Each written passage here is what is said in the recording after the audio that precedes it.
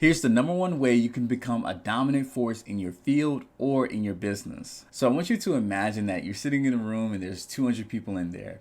And in this room, you come to find out that everyone is just like you. There's 200 therapists, 200 doctors, 200 podcasters, 200 entrepreneurs, 200 coaches. Just imagine that you're sitting in this room and there's 200 people just like you. And in this room, you're sitting in it and you look up and you see this great big board. And on this board, it shows the rankings between the greatest people in this field and the worst people in this field. And as you're sitting there, you're just seeing name after name being called on this board, right? So number one, it says Mr. Brown. Number two, it says Mr. Green. Number three, it says Mr. White. And you're just sitting there waiting for your name to be called to see how great these people have ranked you in your field. And as you're sitting there for hours after hours after hours, you finally see your name pop up on the board. But the thing is, you see it at 199. You're just sitting there like, yo, are you kidding me? Are you saying there's 198 people better than me and I'm only better than one other person in the room? How would that make you feel? How would that make you think about yourself, right? Someone saying that, hey, you're basically at the bottom of the pack, buddy. What would that make you think about yourself? Would your self-worth start to dwindle? Would you start to think lesser of yourself? What would be those thoughts that you would have? Now, I say this story because this is how Tom Brady was welcomed into the league back in 2000.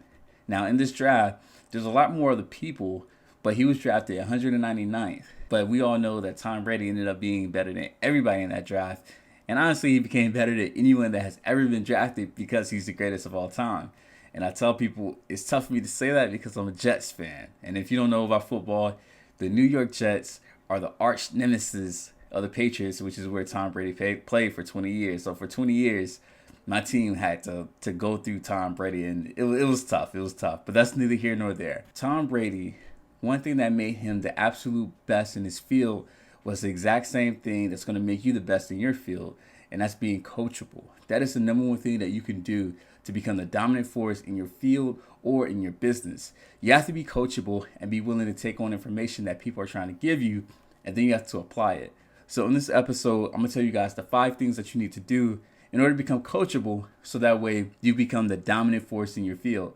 And me as a coach and as a therapist, I can attest to seeing these 5 things being things that I see from the clients that are killing it in their therapy and those who are still struggling.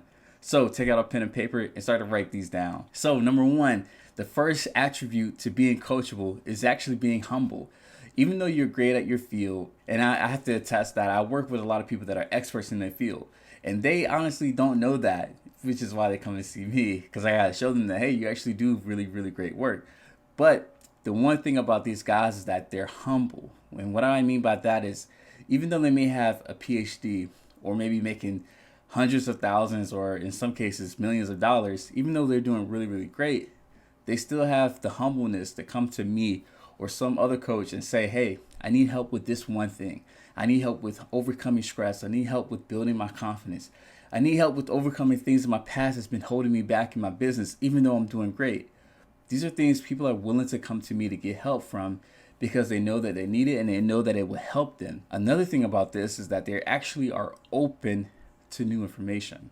They're open to new information. The things that I give in therapy, they may contradict everything that you've heard about mindset. One example would be this.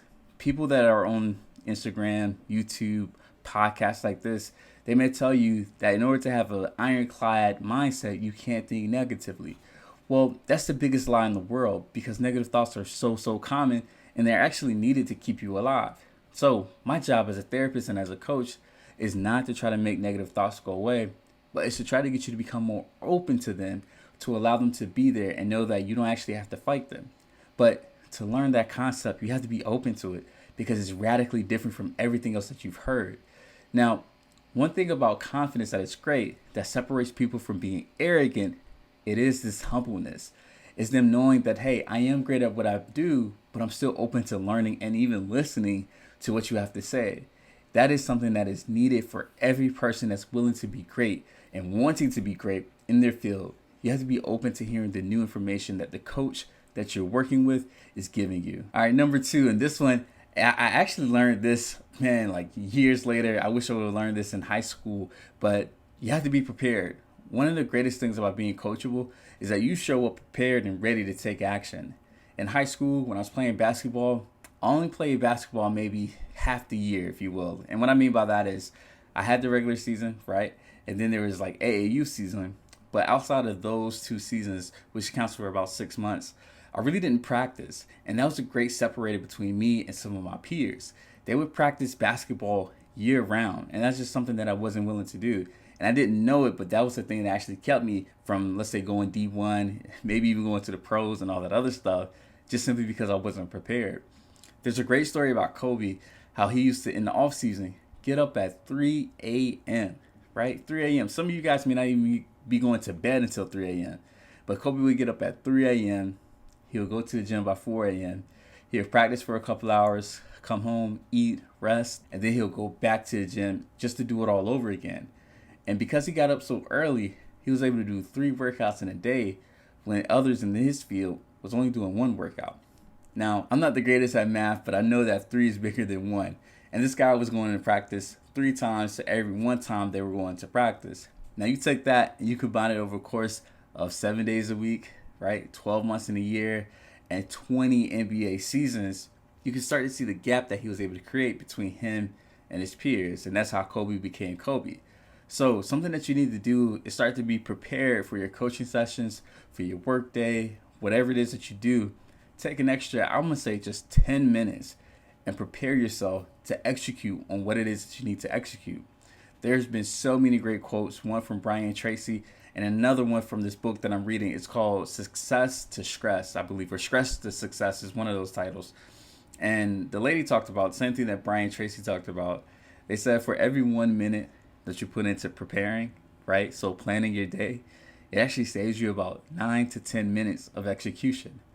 Now, again, I'm not a mathematician, I'm a therapist and I'm a coach, but I know that 1 is less than 10. See, I told you I wasn't great at math. 1 is less than 10. So if I take that 1 minute and I prepare my day, dude, it's going to save me so much time on the back end. And it's going to allow me to be more productive than some of my peers. And that, again, goes back to the Kobe and the his peers, right? So Kobe and let's just say D Wade or Carmelo and all these other guys. He just simply prepared. All right, number 3, one of the best ways to become coachable is to be engaged.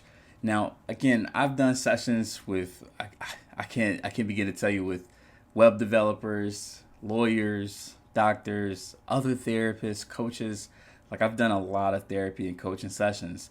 And I can tell you there's a big difference between the people that are very action oriented, right? So they're in the sessions, they're asking questions, they're taking notes, and then the people who don't.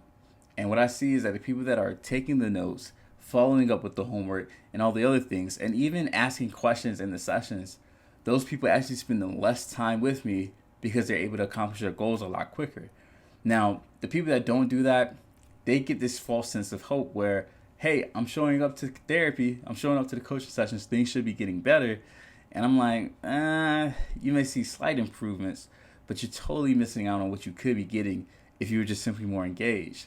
And that's just a choice from some people that they make.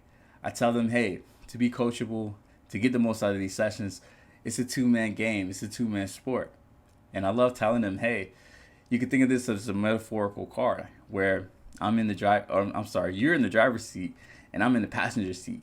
You have to tell me where it is that you're trying to go, and it's my job to give you the directions. Now, the question is, are you going to follow these directions? If I tell you to take north on 95 and you're still stuck on the sideline, right? You're still stuck on the shoulder.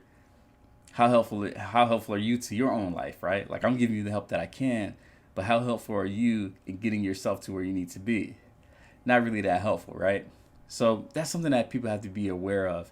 How much am I preparing, but also how much am I engaging in my own personal development, self-development, professional development in order to get me to become that top 1% in my field. So you just got to be engaged. Number 4, you have to be action oriented. I read a great book called Mindset that I would suggest everybody read. It's by Carol Dweck.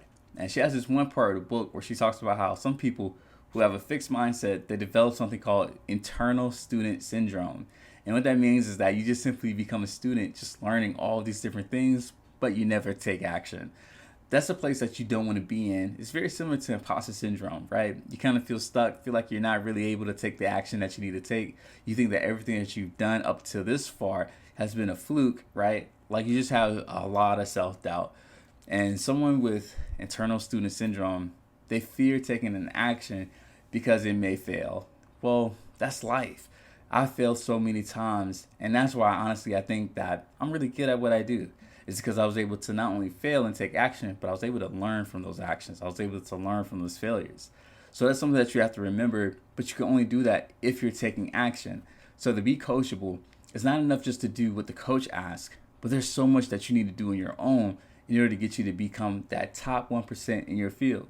Again, I love talking sports, and I feel like you guys can relate to this.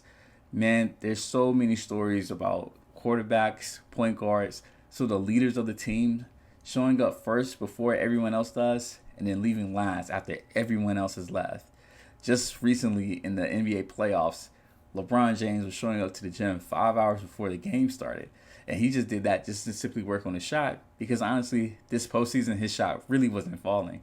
But that's something that leaders do. That's what the top 1% do.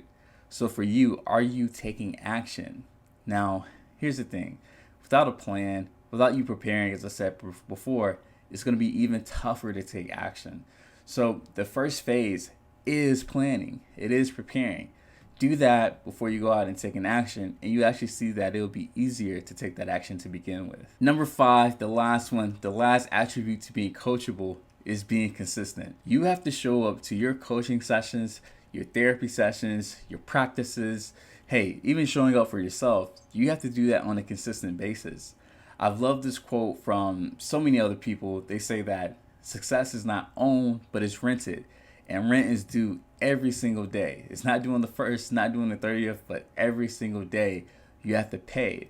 How are you paying for your success? What actions are you taking? How consistent are you? If you struggle with that, I know for a fact that you're not the top 1% in your field, or I could just simply say you're not unlocking your true potential. That is something that you have to realize and accept. Now, with being consistent, sometimes people run into the error of choosing intensity over consistency. And what do I mean by that is, well, someone who's never worked out, or someone who's taken a year off of working out and they're not an athlete, they may say, hey, I'm gonna go to the gym every day this week for 2 hours. And will they be able to do that? Maybe. Willpower is something that's strong. But will they be able to do that once week 6 comes? I doubt it, right? I doubt it. What they need to do is actually tell themselves, hey, I need to start off small by deciding to go to the gym, let's say 3 times or 4 times a week for maybe 30 minutes or maybe an hour, and see how that goes. See if they can prepare themselves and start to get into the act of putting on their shoes after work, after a long day, and going to the gym, rather than just saying, hey, I'm going to go hard for 7 days for 2 hours each day. That's very hard to do. It's very hard to stay consistent. And it starts to kind of be almost like demoralizing when you see that 3 weeks have gone by and you haven't walked into the gym after starting off so strong. So those are the 5 things that you need to remember in order to stay coachable and to become the number 1 dominant force in your field. This is Coach Wells. Thank you for checking out the podcast. Please like, comment, and subscribe to it so that you can get more information like this. All right, guys. Later.